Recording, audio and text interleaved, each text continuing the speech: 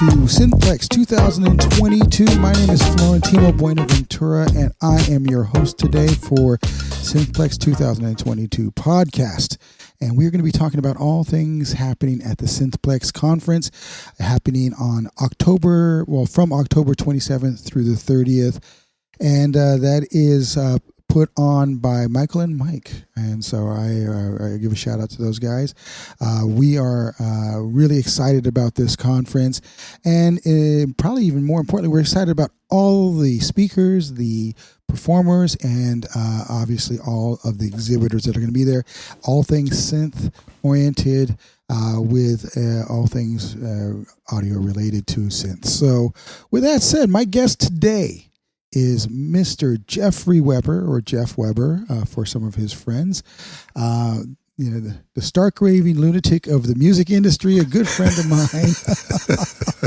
That's not me calling him that. That's his own press that he has. So, hey, welcome. You found out my secret. Oh, man, I know there's some good secrets in there, man. You've been in the studio with some major players. So I kind of given a little brief summary. Jeff has worked with everybody from Pat Boone to Nancy Wilson and in between, Carpenters, you name it. Jeff has touched multiple genres of music, and he's won some Grammys, and he's done some huge record sales. So thanks, Jeff, for joining us today. Absolutely, my pleasure. Yeah, man, this is awesome. We talk from time to time, obviously, and one of the exciting things that we found out is we were both going to be at the Synthplex show. So, tell us about how you got connected up with that. Michael Boddicker is a longtime friend of mine. He worked on many of my records back in the glory days of studio recording. Actually, the glory days of studio recording are still going on, but Michael has progressed to bigger and better things, and love him for reaching out to me. Actually, we met about this at the NAMM show, a recent NAMM show, where he told me about Synthplex, and I said, well, if you're looking for any speakers, I'd love to do that. But I really am not going to talk about, keyboards and sequencers and synths and stuff like that. To his credit, Michael was very open about that. And I suggested a topic that a lot of people don't know about, but should. And the negative aspect of it is called, hey, if you sign a major label record deal, your career is over, and I can prove it. That's what I'll be talking about at Synthplex. But the other side of the coin is there's tremendous opportunity as being an independent label, having your record released on an independent label, understanding the distribution of independent records, realizing that you would receive 100% of any sale that you make, of any type of entity, whether it be streaming, downloads, God forbid, record sales, CD sales, vinyl sales. And it isn't that way on a major label. But the opportunity in independent labels is extravagant. And so we want to make sure that everybody understands how to do that. Not just saying how to do that, but actually letting you know how to do it, where to get distribution, all of those things, protecting yourself legally, all of the things that make it super easy to be on an independent label or start your own independent label. Yeah, man, that's a major topic that needs to be addressed nowadays, and especially for people who are, in the synth world, have the opportunity to create and do all of the production yourself inside what they call the box, which is a computer, and some audio gear attached to it. So that is going to be an important thing for people to recognize. But before we jump to that, as you were saying that, you were saying you're working with Michael. Did you work with him back in the 70s or 80s, or did you do any work with players that were using synths back then? I worked with him back when my hair was black and didn't come off at night. That's how long ago it was. You still got more than I do. How do you know? Anyway, at that particular time when I was working with Michael and a bunch of other amazing instrumentalists and singers, there were no plugins. So in order to have keyboard sounds, you had to bring in the actual keyboard. So keyboard players would essentially create a U in the shape of the letter, where they'll have a stack of 4 keyboards on the left side of themselves, 4 keyboards in the middle, 4 keyboards on the right. So you actually couldn't see the guy that was playing because he actually had to play the specific keyboard to get the specific sound. Yeah. So I remember Michael was the king of that. I mean, he had every single thing that you could possibly want. And it was great. Unfortunately, at that time, I had a hard lesson in what cartage was about. Oh, yeah. There's a lot of cartage with that one. So there's a lot of cartage. It was second only to percussion. But so the cartage, for those of you who don't know, is just the ability to actually bring all those keyboards into a recording studio, set them up, make sure they're all, plugged in, set up right, and at the end of the session, take them down. And it was a yeoman's job. And a lot of times, if you had 3 or 4 keyboard players, like we have had done, because a lot of the stuff that I do is live to 2 tracks with no mixing, editing, or overdubbing. So if we needed multiple keyboards, we needed multiple keyboard players. So you had, 12 keyboards from Mike, and maybe there was another fellow, he had another 12. Tom Rainier had another 12. So you're looking at 36 keyboards, and so you'd have to have your own mixing console. Actually, we had a record where we had our own mixing console specifically for synths in the studio. So all of the output of each synth went into the mixing console. And I forget, but I think we had a stereo out that went into the control room. Wow. It was really wild. And imagine live to 2 tracks. That's what I was going to say. So that kind of brings me up to the topic I was leading to. How did you deal with a live to 2 track, and the synthesizers from that time used to detune themselves as you went along? How did you guys handle that? Well, we basically had to go through the tune, and if there was a problem with the keyboard, we had to do the tune again. And that synth was, tuned again, if you will. And, these things are inexact in their science. Yeah. So you guys were splicing, I'm assuming then. Well, at that point, there was no splicing because we were doing it live to 2 tracks. So we didn't have those long rows of tape with everybody identified and according to each fader. It was like, hey, listen, we're going to identify everybody. We're going to pre-mix everything, and then we're going to do the count off and say a silent prayer. And what happened was everybody was on the top of their game, and it became magic. And every once in a while, a keyboard would malfunction, and it wasn't really something that set us back anything. We just did it. Yeah. That's because we actually didn't know any better. Yeah. So those are amazing stories, and obviously there is a romanticism about the walls of Moog synthesizers that people would bring, like Michael would bring in, and it's cool. There's going to be a kind of a shout out for the event. There's going to be a very awesome tribute to Keith Emerson, and he's known for his wall of synths when they would go on tour with Emerson, Lake and Palmer. Mark Padilla is leading that up, and they're going to be that's going to be happening the first night, I believe. I'll have to double check. But, guys, go to synthplex.com, synthplex.com. Check out the lineup. It's all there. So, Man, I got to tell you, the lineup of speakers is phenomenal. I actually, while I'm there, I'm going to go hit up every single speaker that I possibly can because, man, they're amazing. Oh, yeah. They're the keynote is actually going to be Jean-Michel Jarre. Hopefully I pronounced that right. Oh, boy, that'll be great. Yeah. I was actually peeping out his, as we're doing and getting ready for the promotion and marketing of this fun stuff. We were checking out the concert he did in Houston back in the 80s, and I can't believe how far ahead of his time he was back then. Amazing. Yeah. Amazing. A real trendsetter. Yeah, for sure. And, kind of jumping back into that, Obviously you've been doing this for quite some time. I encourage you guys to look up Jeffrey Weber online. He is, you've also been like the vice president for the Record Association, right? And you've seen a few different things, and that's what you're going to really be discussing. It because we make the music, we're synth players, we create all this great stuff, and now we got to get it out, and that's where you come in, right? Look, it's very simple. A contract is written in favor of the person who's writing it. So if it's a label, it's written in favor of that label.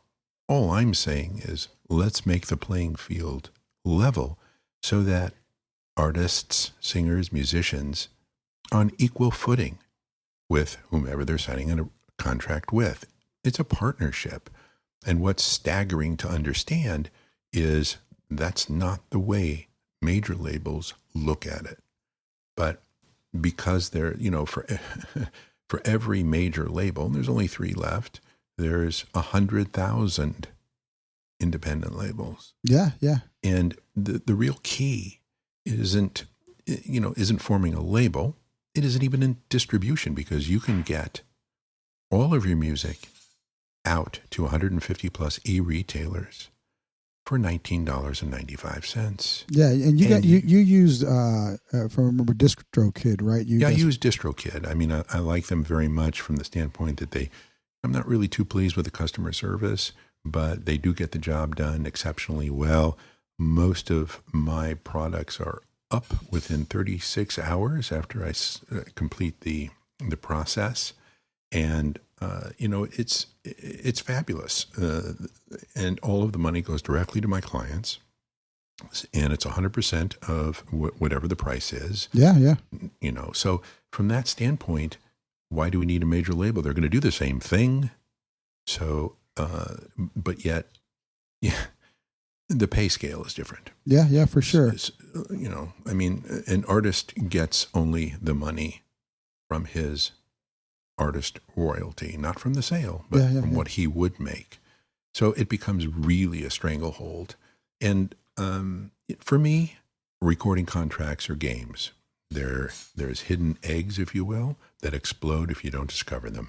Yeah, yeah. And I enjoy the game.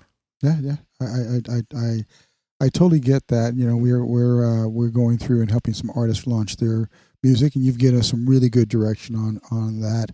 I'm sorry about that. No worries. No worries. So yeah, you've given us some really good direction on that. And one of the things I learned is that,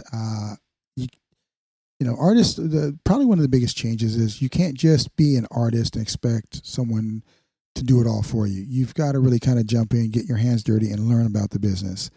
You work with a lot of different artists. In fact, a lot of them are younger artists. You've got a young lady out of Australia, one that you're helping to mentor and possibly produce out of South Africa.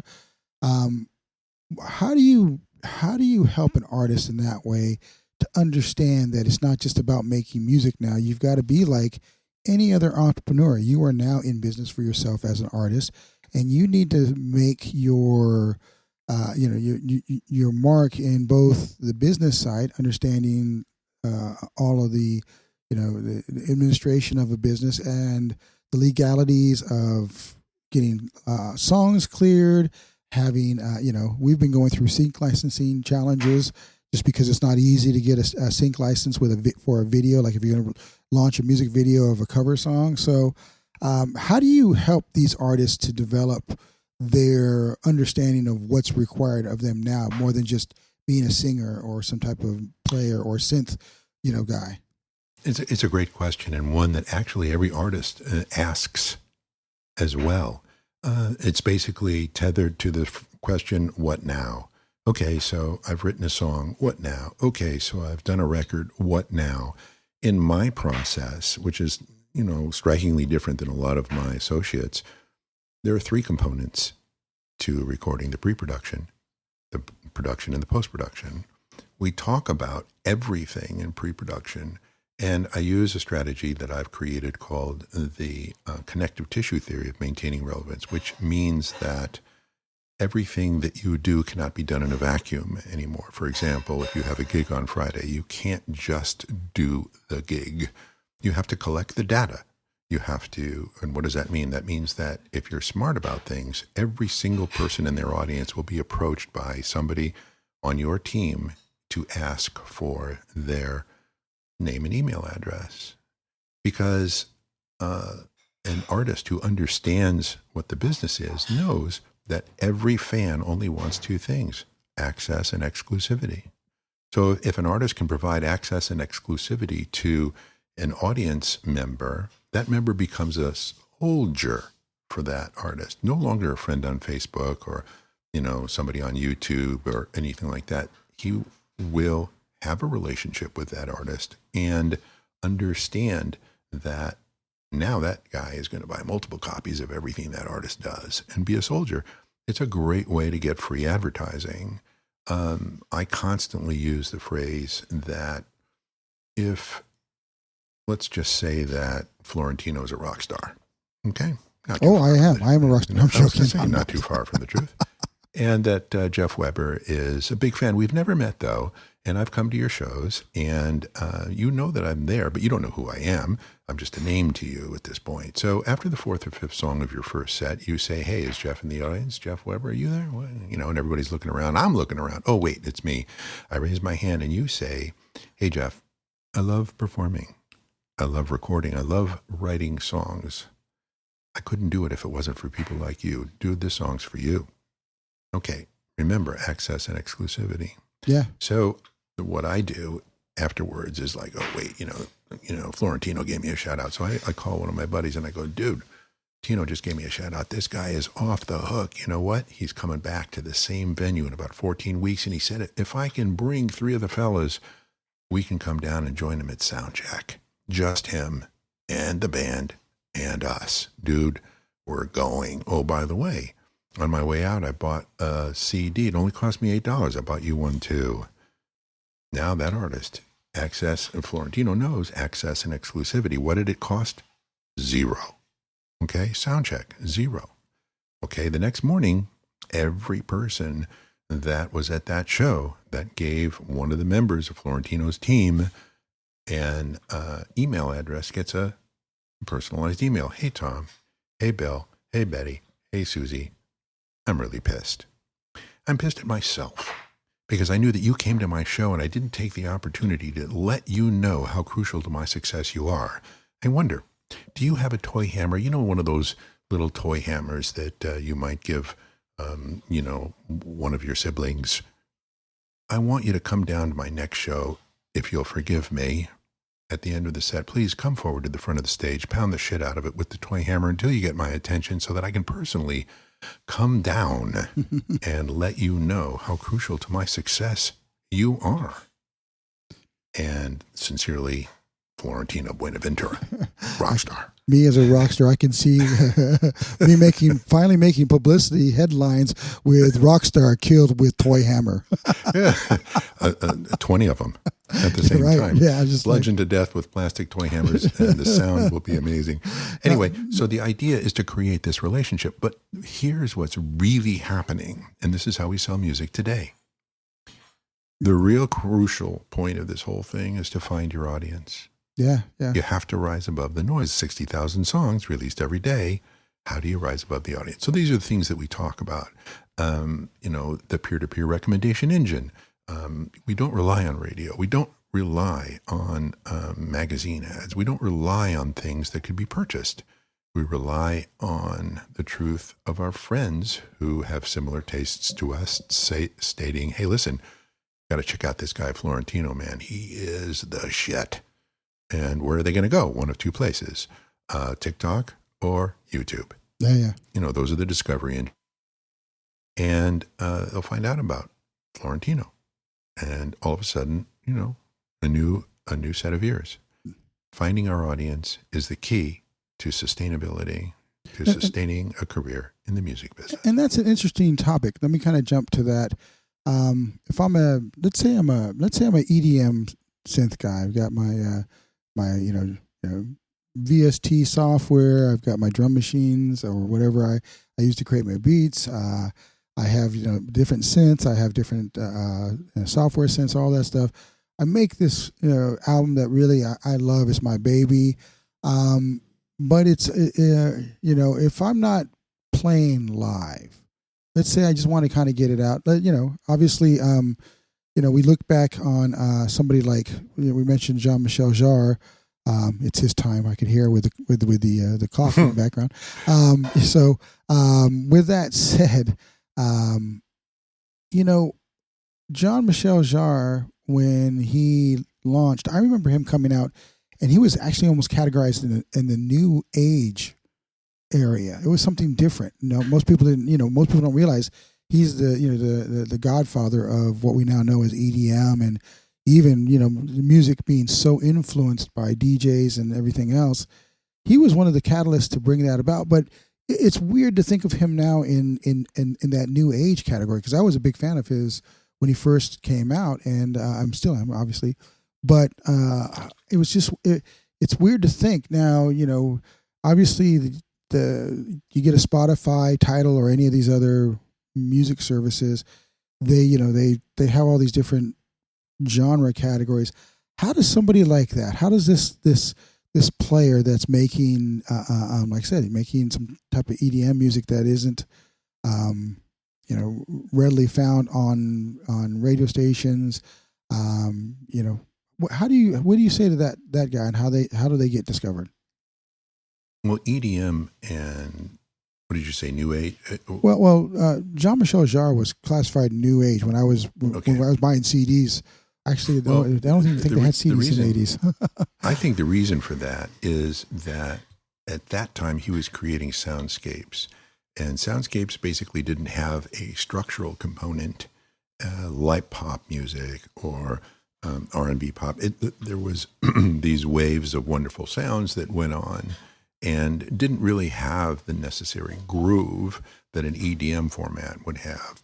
The pulsating repetition that dance music has as its core.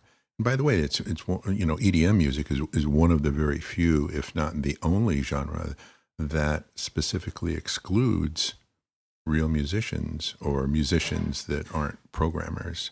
So you have a whole genre that is created around a beat or a groove.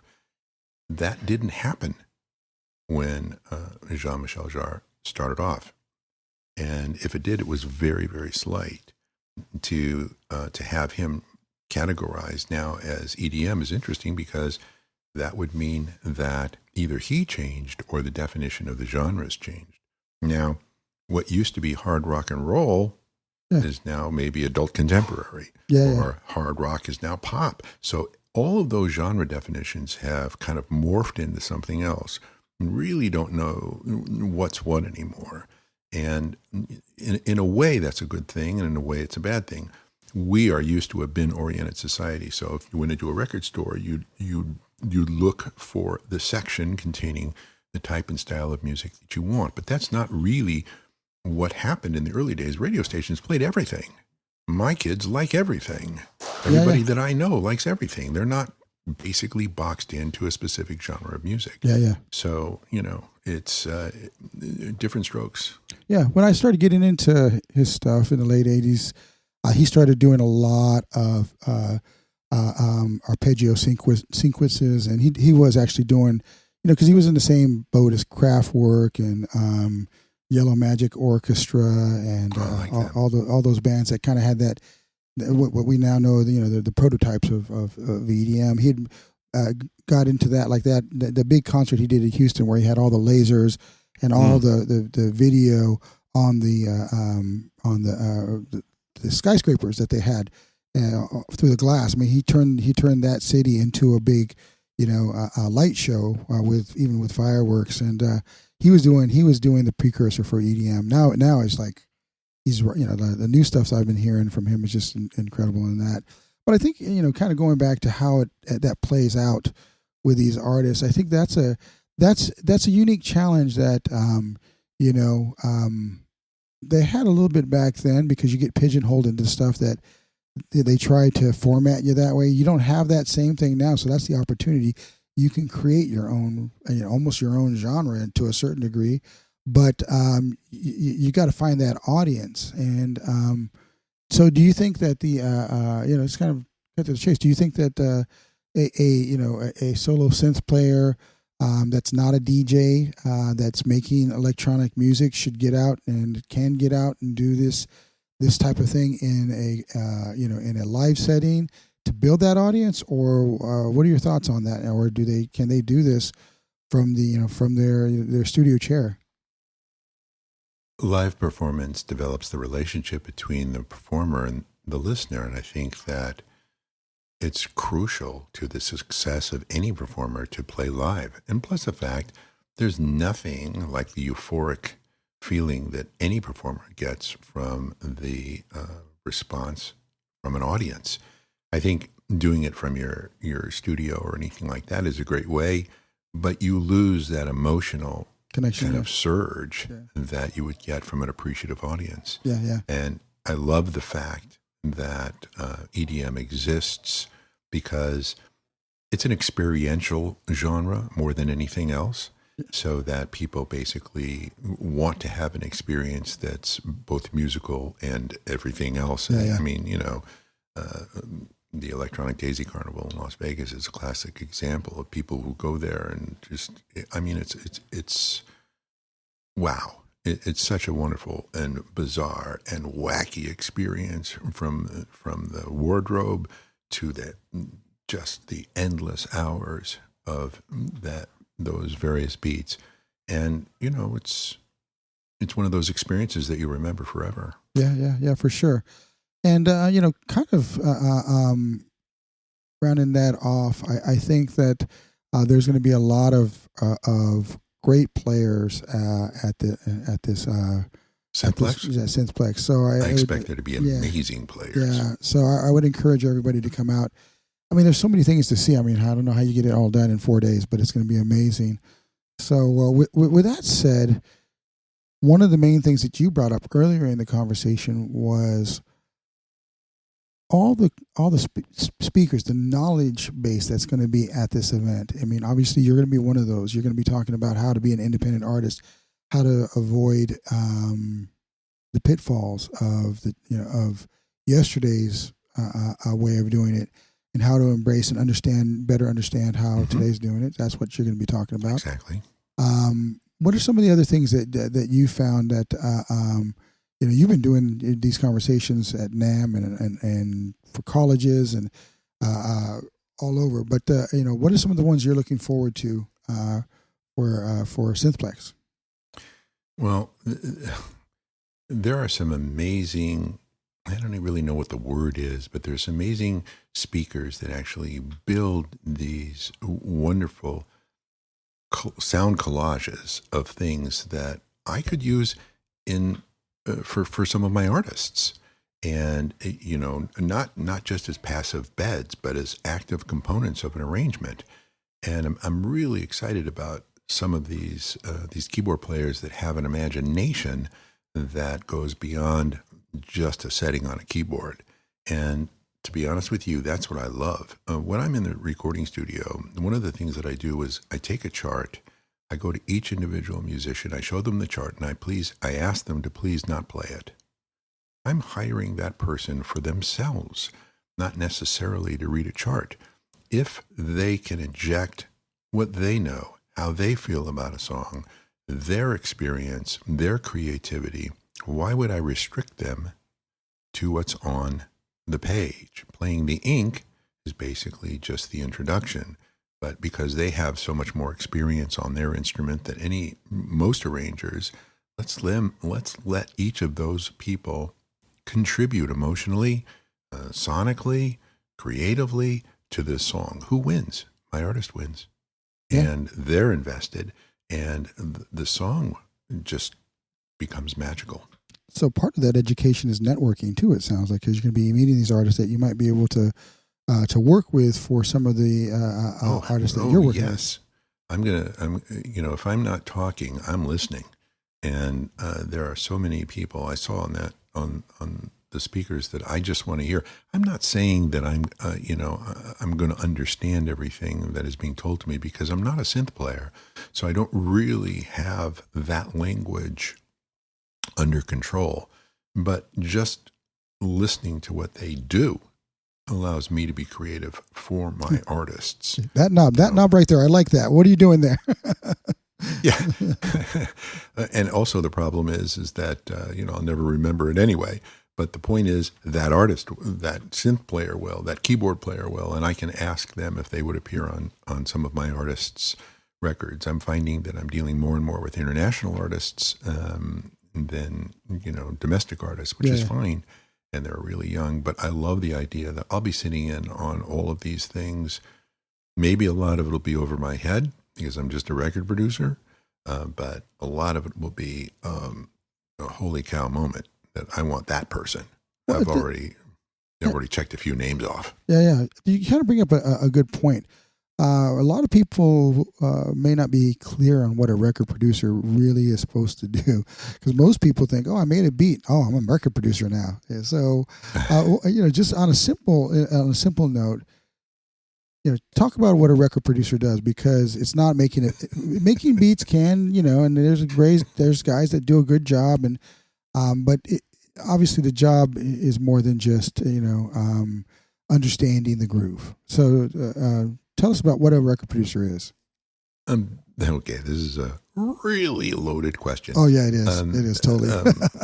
You're so naughty. Both barrels. Thank you for asking, because it's a particular, it's a point of contention for me, because being a record producer is so much more than creating a beat. And I look at creating a beat as someone who can use a drum machine or a keyboard to create a beat. The relationship between an artist and a producer is born outside of the recording studio. It needs to kind of develop in terms of trust. So that artist makes big mistakes, takes huge chances, understands the boundaries of where that person is at the time, and is not afraid to exceed them. We never hear anybody say, "I learned from my success. It's only from my failures." I want people to make big mistakes because I know they're at least trying. Now, there are such a thing as what I call producer hyphenates. A producer hyphenate is a producer / something else, a producer / beat maker / songwriter / engineer / arranger / artist. Every single time there's a hyphenate, it is my humble opinion, the producer has to pay attention to something other, or in addition to the artist he's producing. I feel that's a letdown. I am one of those guys that has a great team that allows me to kind of develop a relationship with my artists. And believe me, this takes months and months and months to develop a relationship of trust, where that artist, who is, in my experience, very young, very inexperienced, very nervous about going into a studio with the caliber of players that we use, and shakes all that off and sings as if it were her last day on this planet. And that performance comes out as her legacy to all her friends and family and everyone else. Yeah. It's hard to get to that point. And it also, a producer has to understand that there is a point of no return. So when you're pushing your vocalist, at what point do you say, "Okay, you're done for the day"? A lot of singers say, "Well, I can sing all night." We can't. You can't. I've got just 2 or 3 hours max at the level of quality, at the level of emotional appeal that I need in order to make a connection to the listener. Outside of that, we'll come back another day. But, it's crucial that a producer understand his artist. It's crucial that they relate to them in a way that gives them a comfort and a feeling that they can do anything. Yeah. And then when they walk into the studio, regardless of the apprehension from seeing people they don't know, and our business is judgmental from the minute we wake up till the minute we go to sleep. How to get through that. Yeah. These are all the key points, because I think a lot of, if there are listeners that are just coming into the business, it's important to understand what the foundational elements are of your role and what you're attempting to do. Because if you look at it only from the superficial level of what it looks like here in the world, it's one of those things that your time will tell. Yeah, I'm sorry that my Westminster chime clock just goes off and just makes it annoying every 15 minutes. Yeah, no, that's all good. It's all good. This is, we're just having conversations here, and that's what Synthplex is all about. At the end of the day, it's presentation, it's keyboards, it's technology, but it's about communication and conversations. And I want to meet these people to make my records better. And the people that are the speakers, the people that are attendants, man, they know a ton more than I do about their instrument and about the creativity and how they kind of affect the material that I'm working on. And I couldn't be more excited just to kind of sit with these people and, try to figure this out and work them into my recordings, because they win, the artist wins, I win, the audience wins. Yeah, for sure. I'm looking at the Synthplex website, and I was looking to see when you're going to be presenting. What day and time are you going to present it? Because I'm not finding it just at this moment. I think it's Saturday at 1:00. Okay. I think that's what it is. I can check that in a second. I think I wrote it down on my calendar so I wouldn't be a day late. Yeah. Kind of, sort of. That's in October. Yeah, mine is at 2 p.m. on the 29th. October. Yeah, that would be that Saturday. And then I should have had this up before I started the conversation, but it's all good. We are looking at that Keith Emerson that performance from Mark Padilla, that tribute is going to be. When is that? That's going to be on Thursday at night. I think it's 7:00 is what I was looking at. And then actually what I'm probably really excited about, because I've been a huge fan, is Steve Porcaro is going to be there, of the Porcaro family. Wow. Yeah. That's fantastic. So he doesn't really make a lot of public appearances anymore. If you're Michael Boddicker and Mike Learmouth, I'm sorry, Mike. I made that. It's Learmouth, like Plymouth. So I'll probably edit that. Mike Learmouth. All right, let me try that again. And Mike Learmouth, you're going to find that it's you can talk to people that you wouldn't normally get a chance to connect with. I think that's the key.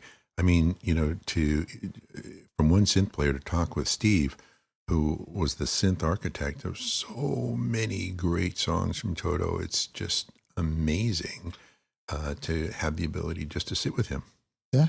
I mean, I think that's, to have that chance, it's going to be huge. And then, like I said, there's all kinds of other great speakers and performers. I encourage you guys. I don't want to give everything away on the podcast, but go check out synthplex.com, synthplex.com, to find out more and get your tickets. There's different levels, and it's a game changer for you. I mean, I think that you're going to find that there's a lot that you're going to be able to get from that. So, with that said, as we're kind of rounding out the end of the show here, what do you want the listeners to leave with about what you're going to present at Synthplex and just in general about their careers? I want them to know that they're smarter and they have more ability, and there's an open field for success for them. And if you understand what is in anything that you are looking to do, whether it be an agreement or an endorsement deal, if you just understand what it is, you'll make a decision quite easily. I'm here to say that, hey, this is the greatest time on the planet to be in the record business. And it's not because of the major labels, it's because what can be done without them.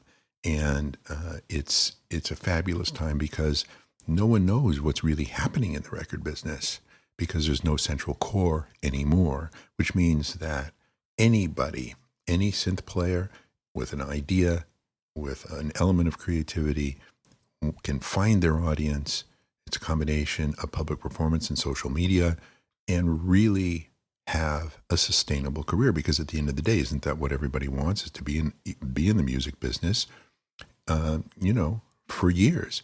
My definition of success is the ability for anyone to do what they love to do. Again, if we gather up enough of those agains, we call it a career. And that's what I'm all about. Yeah. Amazing. Well, folks, make sure you join us at Synthplex 2022 from October 27th through the 30th. 4 days of amazing information, performances, and the coolest technology on the planet. In fact, there's going to be a few companies that I didn't get a chance to see at NAMM this year. So this is going to be exciting to see what their new offerings are, like Roland and there's just a few other companies that we'll get a chance to experience here. Make sure that you also as you're going there, meet and network. So get that career going. Oh yeah, man! I'm looking forward to handing out as many business cards as I can. So if anybody wants to talk to me, it's open season. Yeah, for sure.